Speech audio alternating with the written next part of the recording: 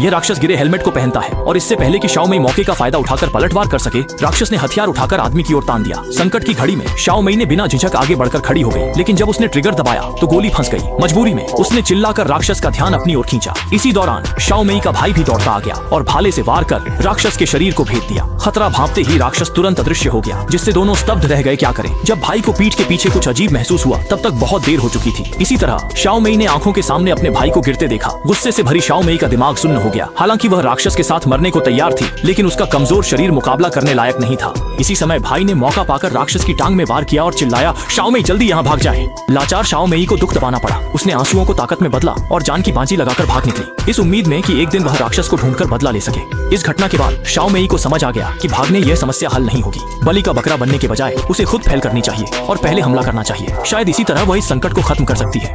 इसके बाद वह उसी रात अंधेरे का फायदा उठाकर चुपचाप बेस लौट आई और राक्षस को ढूंढ निकाला। उसने देखा कि राक्षस उसके पैरों के पास शिकार की तलाश में खड़ा है। शाओ मई बिना आवाज किए उसके पीछे पहुंच गई और जब तक राक्षस को शक होता, शाओ मई ने बिना देर किए गोली चलाकर उसके चेहरे का नकाब गिरा दिया। जैसे ही राक्षस ने अपनी नजर से उसका पीछा खो दिया, शाओ मई ने तुरंत आगे बढ़कर उससे भिड़ना शुरू कर दिया। लेकिन इसके बावजूद शाओ मई राक्षस की बराबरी न कर पाई।